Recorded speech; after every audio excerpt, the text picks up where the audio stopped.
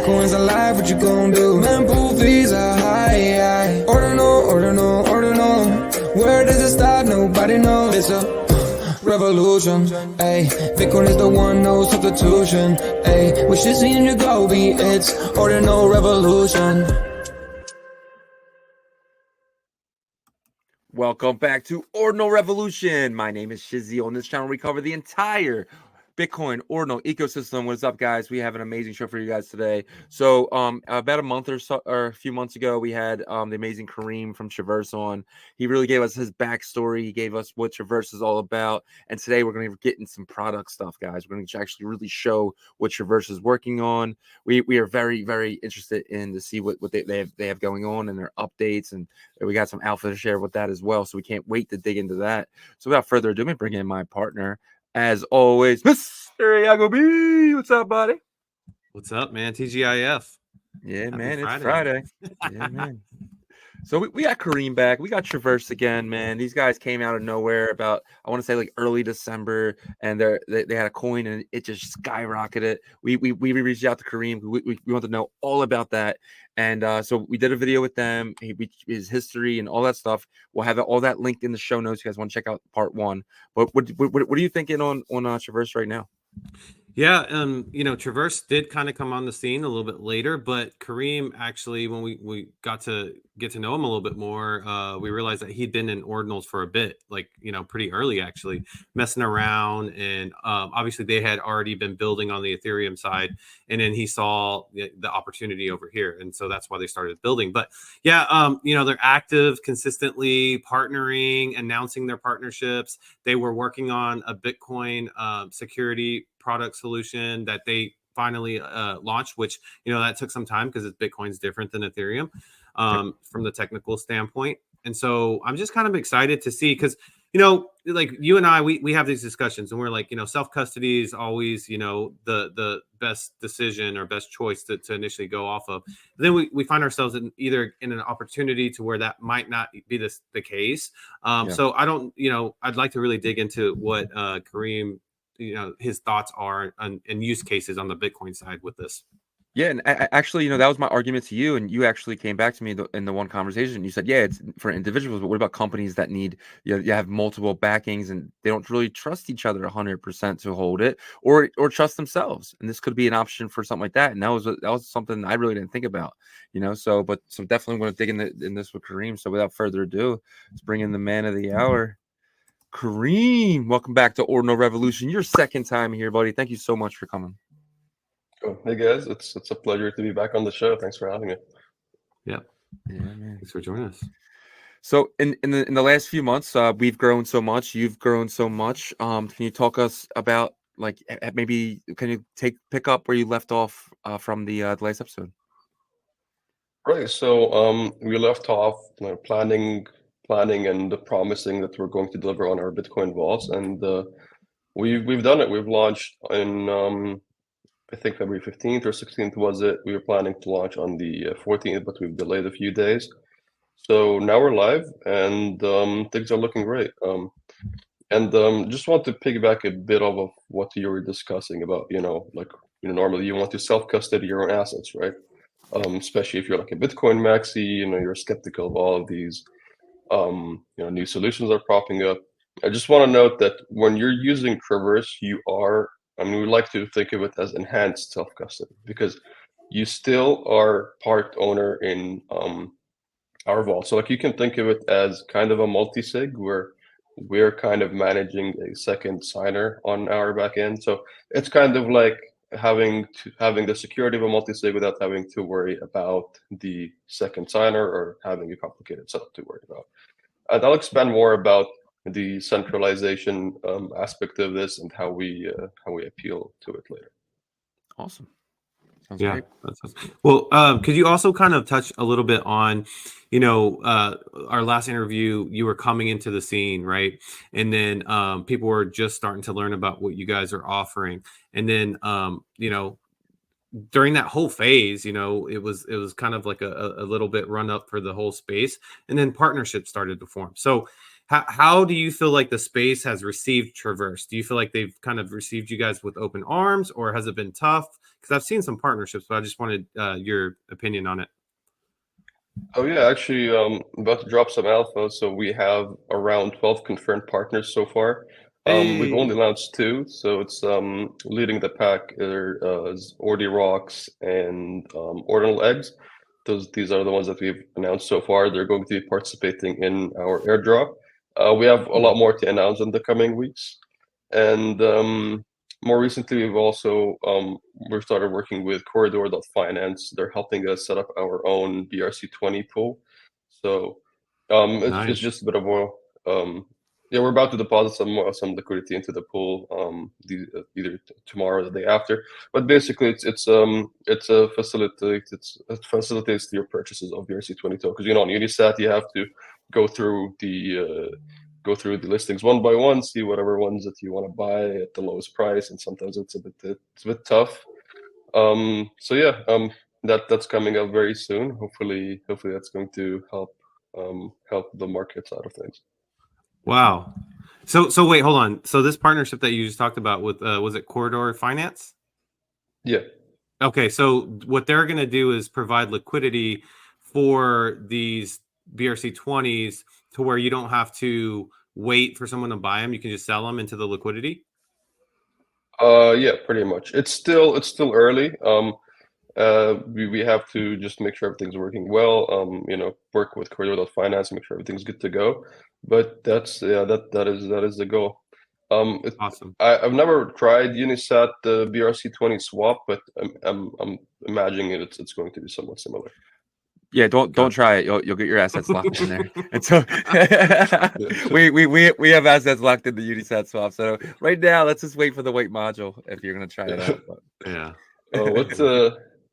Well, yeah, I heard that something went wrong with their swap, right? They just if you guys know any of the details. Yeah. Do you want to break it down, Shizzy? I wouldn't say wrong. I would just say we're still waiting for the white module. So the black module allows you to deposit and everything else. The white module allows you to withdraw. Right now, they're having problems with withdrawal. You can withdraw only if somebody from the other side is depositing. Matching. Correct? Yeah. Yeah.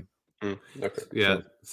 So that's just been an issue because there was a big build up to that, and it's just not ready. And so, but people can swap in there. Like they're in the black module, you can swap for sats for Ordi, vice versa. But yeah, I think that would be really cool though, just to see a different solution for it. So 100%. Okay, makes sense. So I mean, I guess funds are somewhat safe. You just have to wait for someone to be willing to deposit on the side. Okay, you get it out eventually. Is what we say here. So exactly.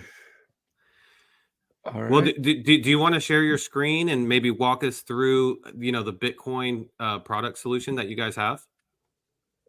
Yeah, let's dive into it. Let me share my screen here. All right.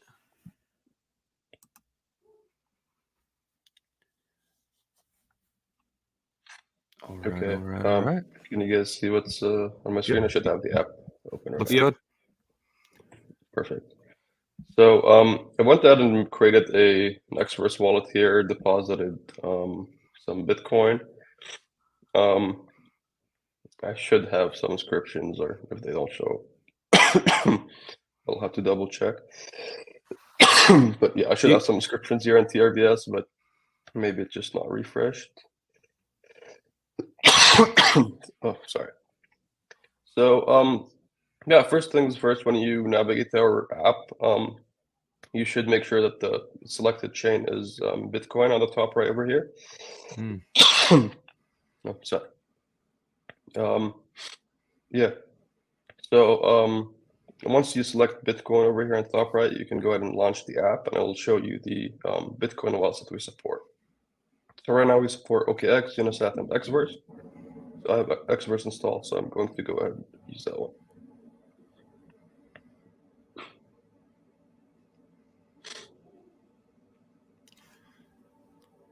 To verify owner wallet should be required to sign logins message. This will not initiate a transaction. Okay, that's pretty normal.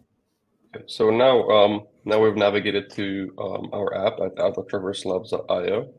So first things you want to do is that you want to switch to the Bitcoin blockchain over here. It's the little switch toggle at the top right. So hit it. Now it says switch to Bitcoin blockchain. And once that's done, you can hit the launch app button and it'll show you the Bitcoin wallets that we support. So I've gone ahead and set up my Express wallet with some assets to use for the demo over here. Oh, where did my TRVS go? Okay, that's fine. So I'll go ahead and connect it. And first, it's gonna ask me to sign a login message. This is pretty standard. Like whenever you want to use the app that's supporting Bitcoin, you need to verify that you own the wallet that you're using. So just a basic login signature over here, and you can check the message over here if you want to check the details. So hit sign. And because this is a new wallet, it's going to prompt me to set it up. It's somewhat of a quick process, so you can provide a nickname for the wallet if you want. Let's go ahead and call it demo. And here you can choose the currency that you want to see your assets displayed in. So like once we have the valuation side of our app ready, you can see, for example, what your ordinals are worth, what your BRC20s are worth in the currency that you choose here. So I'm going to choose USD. Okay. And this is the part where you set up your MFA. So right now you have to set up 2 MFA methods. You have to set up your email, and you have to set up an authenticator. I'm just going to set up this quickly. I'm going to put in the email that I created for the Hack Me challenge earlier. So I'm going to hit send code.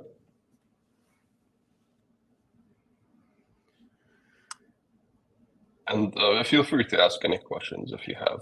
I know I'm going over this with decently quickly, but if you have any questions, interrupt me and I'll clarify.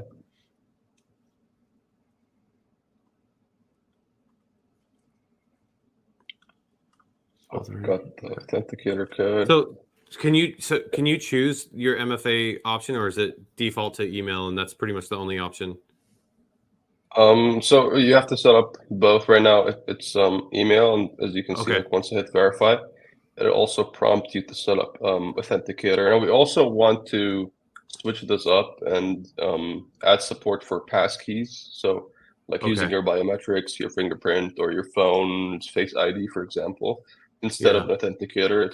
It's a bit of a legacy authentication method right now. So very soon we'll add the passkey support, and you can choose between them if you want. You also have some requests for more methods. Someone wanted to do multi-sig. So yeah, we're going to try to build this up to give like more options of what methods you can use. Gotcha. Sorry.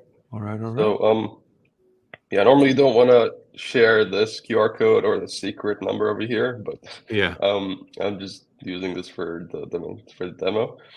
So I have an extension here for authentication. You can also use Google Authenticator. It's probably the most popular one.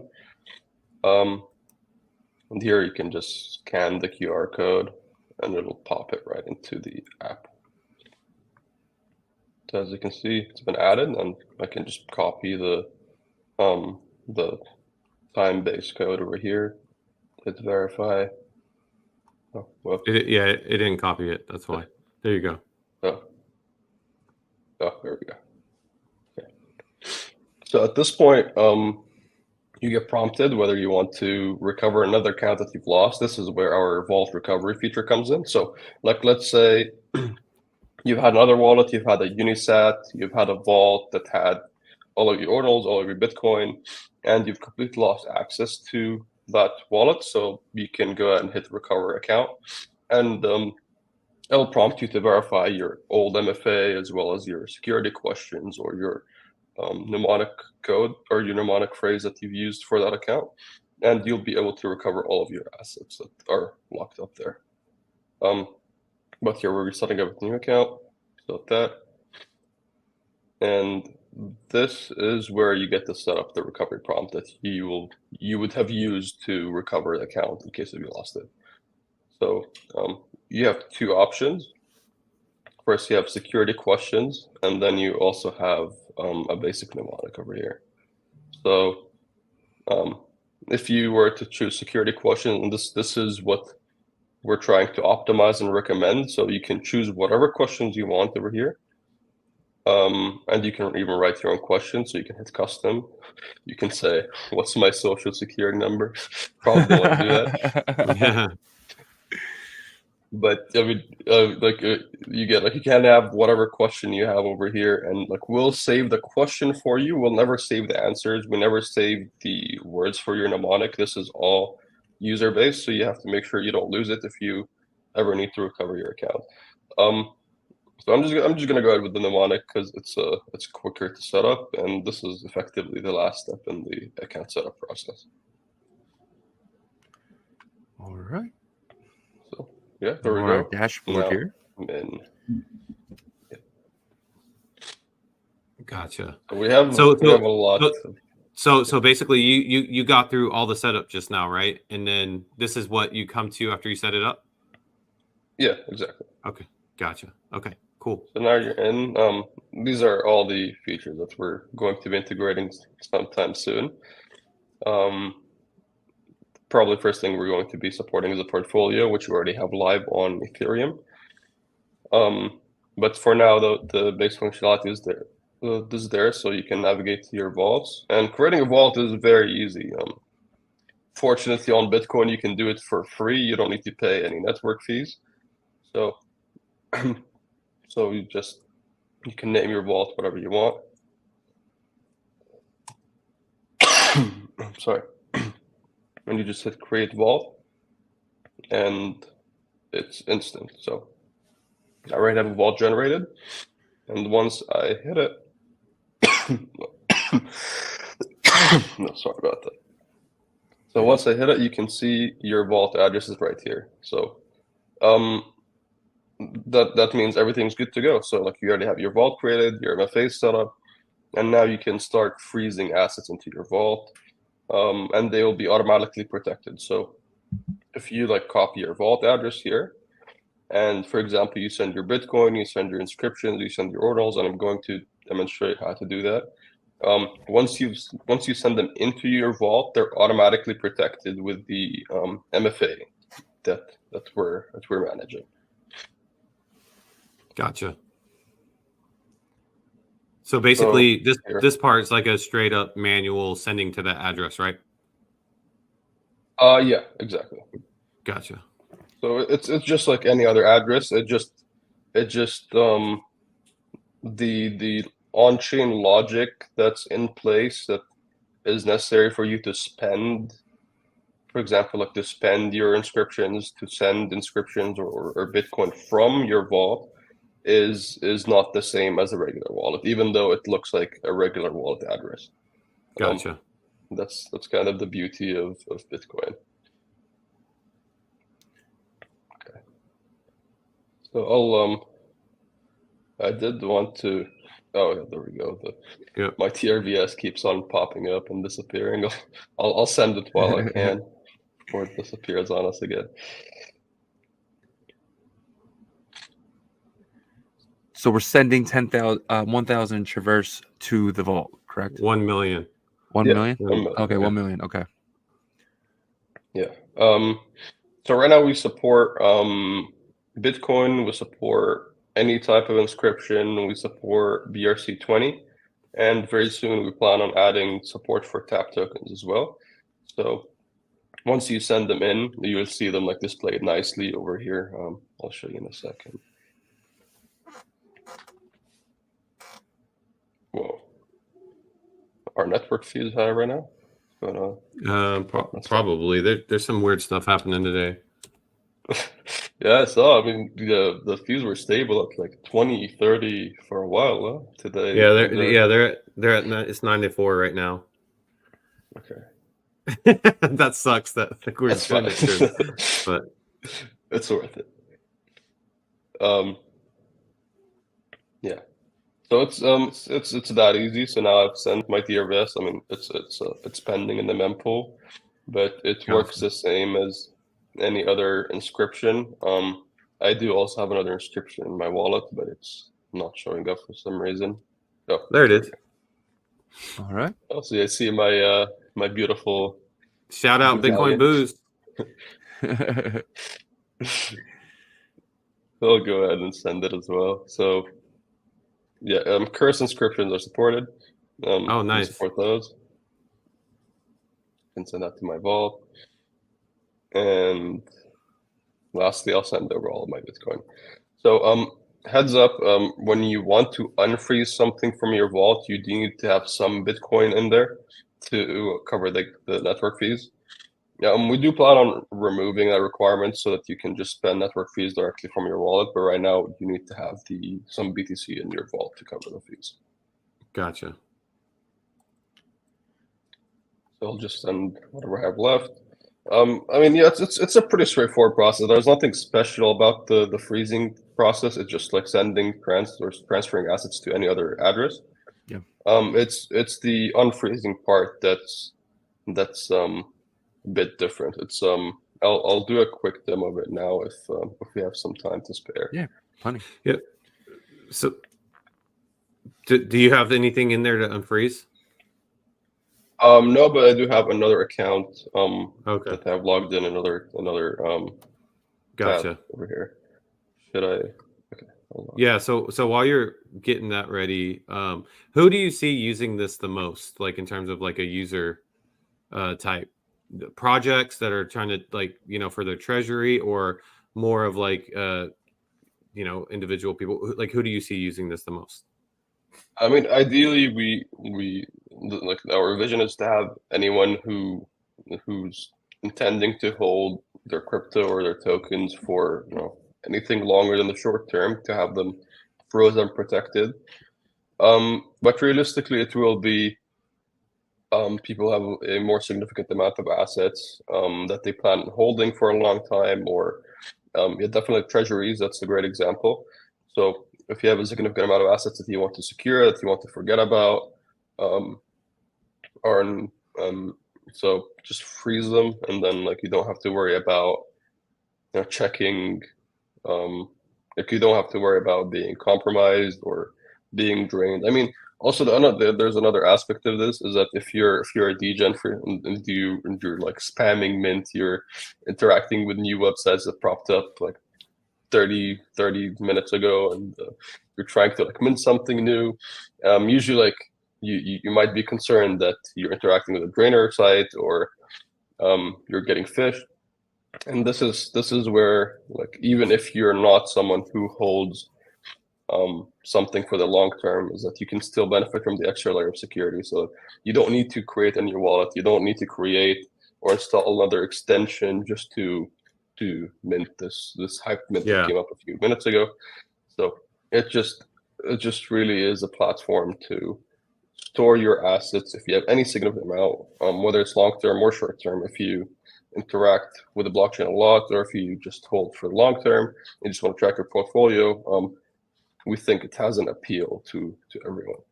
Gotcha. Could you real quickly just explain the process? Like, obviously, I'm depositing in there, and so when I'm withdrawing, you said you guys don't have no access to that without me hitting the button. Could you just explain that process of that, please?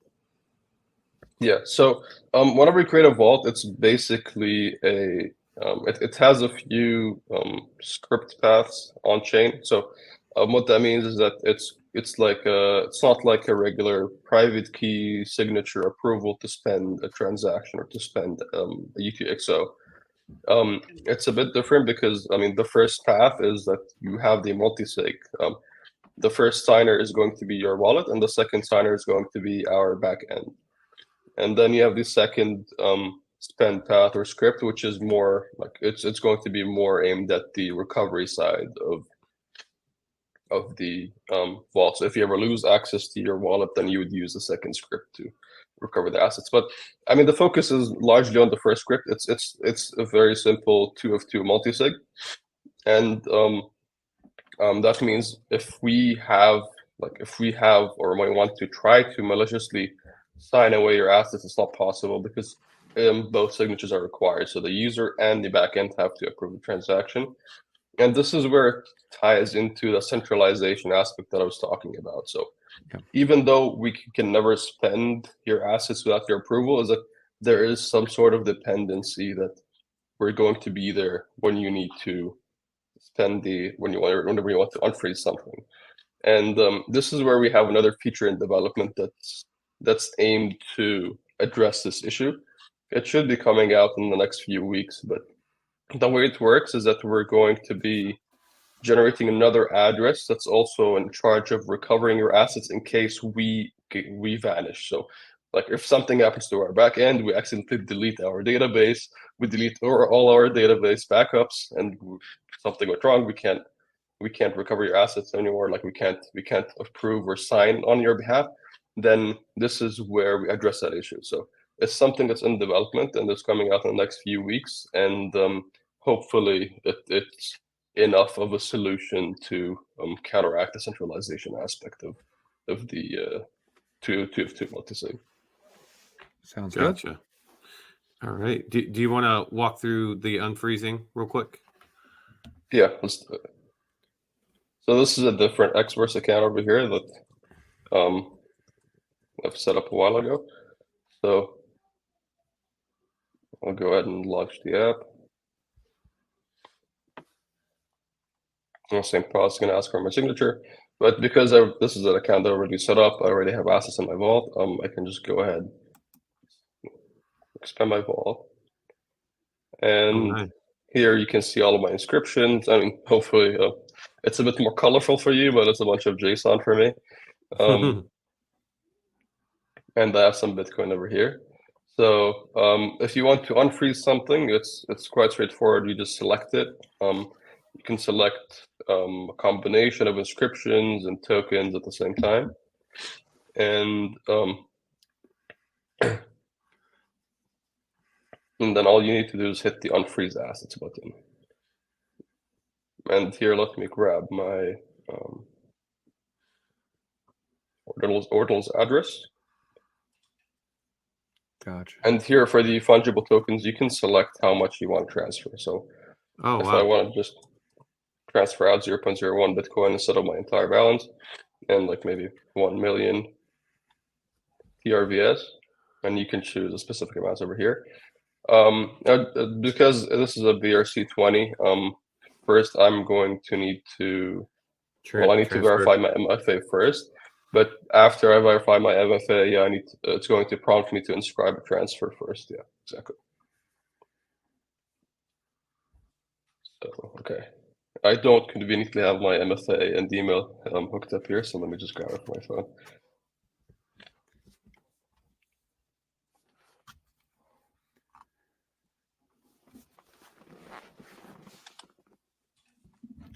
All right.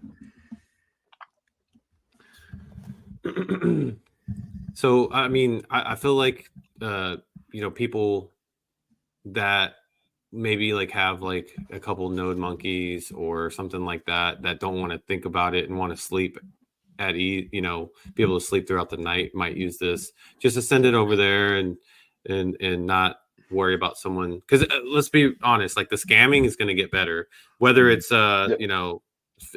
just more better strategy or technically, from a technical standpoint. So but yeah, I mean, especially now, yeah, exactly. There's zero, like you don't want to have a few inscriptions that are worth 0.6 Bitcoin just sitting in your hot wallet.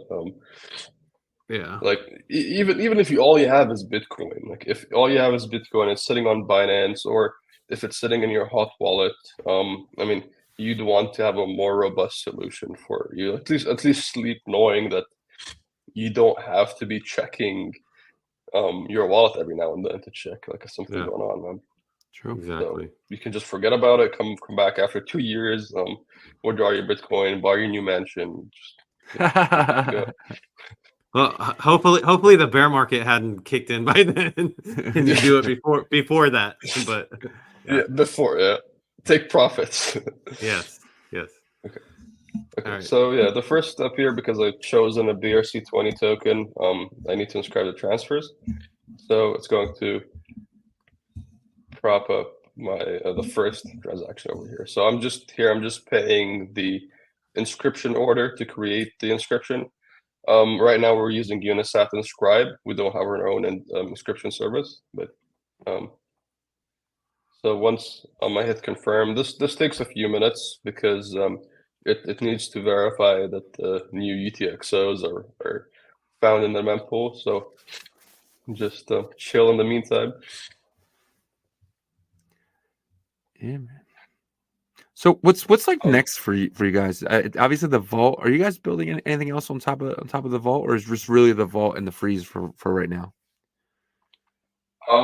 Yeah, we want to add as much functionality as possible all within our platform, so you don't have to, for example, like let's say you want to swap from BRC20 to BRC20, or you want to sell BRC20 right now, you have to unfreeze it and then you have to sell it from your hot wallet and then transfer the BTC back. So because we just launched recently, it's a pretty limited functionality. All you can do right now is just freeze, unfreeze, but we want to make sure that at least for the things that you might be doing frequently or semi-frequently, that you can do it from your vault.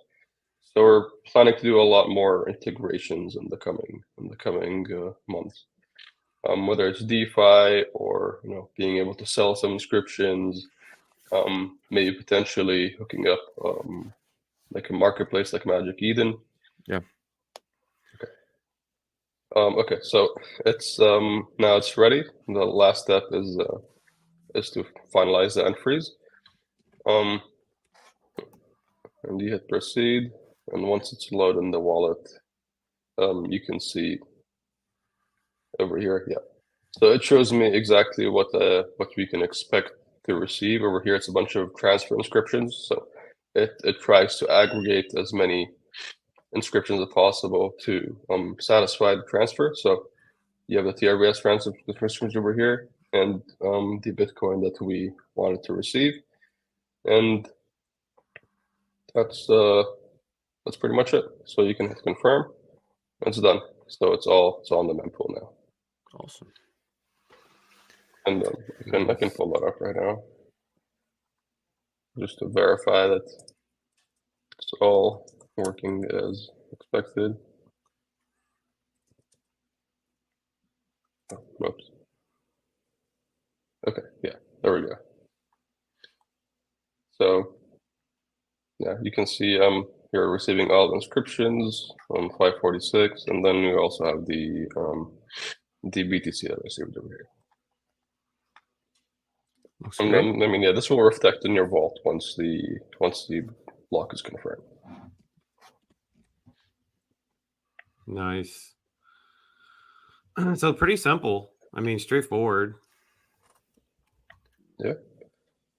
I mean, the magic really lies in the part where you have to verify your MFA. So that's really the gatekeeping part to the security and the entire thing. So you just you can rest assured that no one can, even if for example I post my private key right now, which we're going to be doing soon. If I post my private key online, then the assets will still remain in my vault, even if someone knows I have a vault at Traverse, for example. They still need to verify the MFA, which is something I mean really raises the bar to how much they need, like a hacker would need to accomplish to be able to take your assets away. And then of course you have the last part where if you actually lose your wallet, you can recover it using the mnemonic or the security questions that you have set up, and that's a bit of a longer process. So unfortunately, I won't be able to walk you through it today, but it's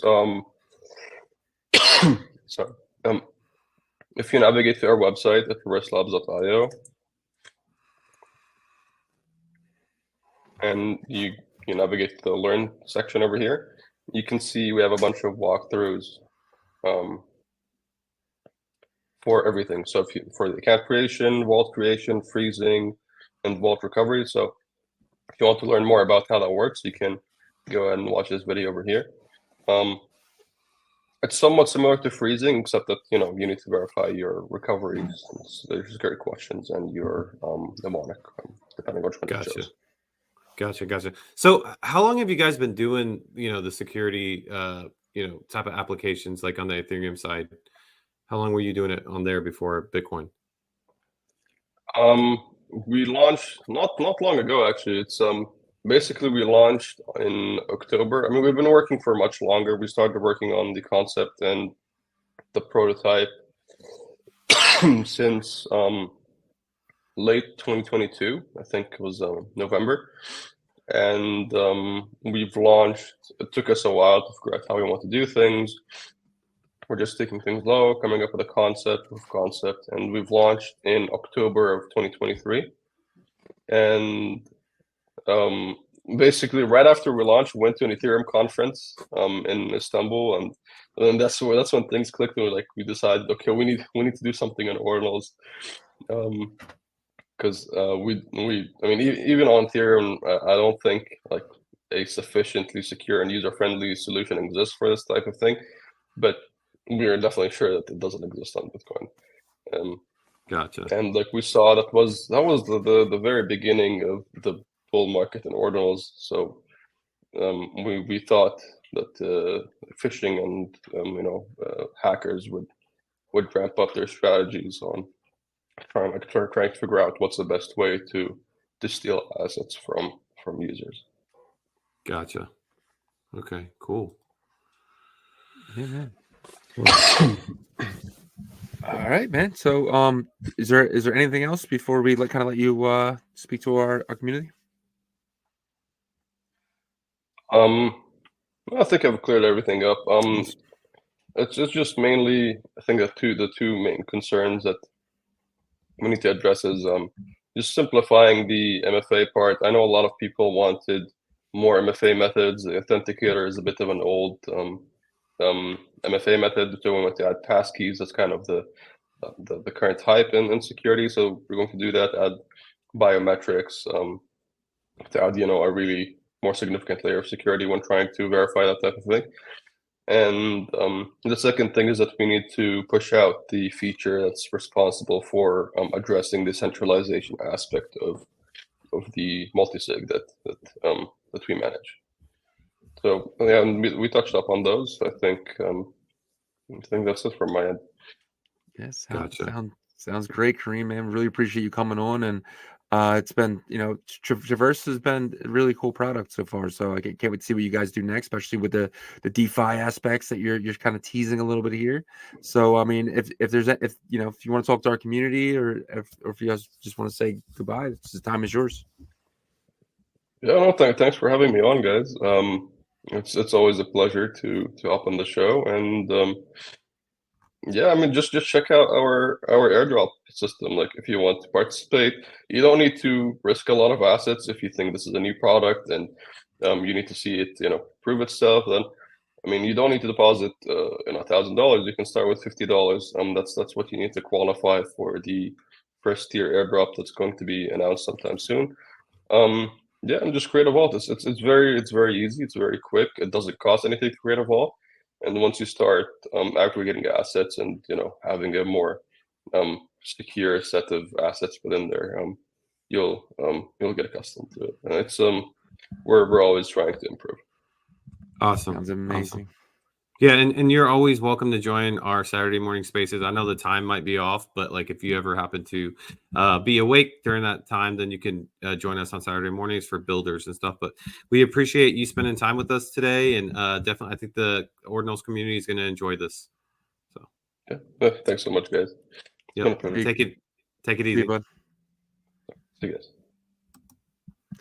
Well, that was fun, man. I definitely enjoy walkthroughs and stuff like that, especially with the product founder, the guy who built it. They always seem so enthusiastic to kind of show what's going on, man. And because a lot of these builders, they're just steady heads down building. So when they finally kind of get to show their product, it's always fun. Yeah, because I mean, it's their baby, right? They have the passion, and that's why they build what they build specifically. So for the most part, at least, and so you could see it, whenever he was just walking us through it. I think it's definitely going to be something that people, like he said, just test out a little bit, so you can have that reassurance yourself. But they've been around since, like you said, with this product introduction, I think since like November, December, around there. Yeah. So we'll see what happens. I saw the portfolio tracker on there, the swap and stuff. So I think if they expand their product portfolio, that will just be even better for them as well. Yeah, and he said for the airdrop, all you need to do is put $50 in there. So that's something that I love airdrops, so I'll definitely be attending that. So check that out, guys. And if you guys can please smash that like, hit the little bell icon. We appreciate you guys. You cannot watch, you can definitely listen. We're on Apple, we're on Spotify, we're on all streaming platforms, and we'll see you guys really soon. Yep. Peace. See you guys.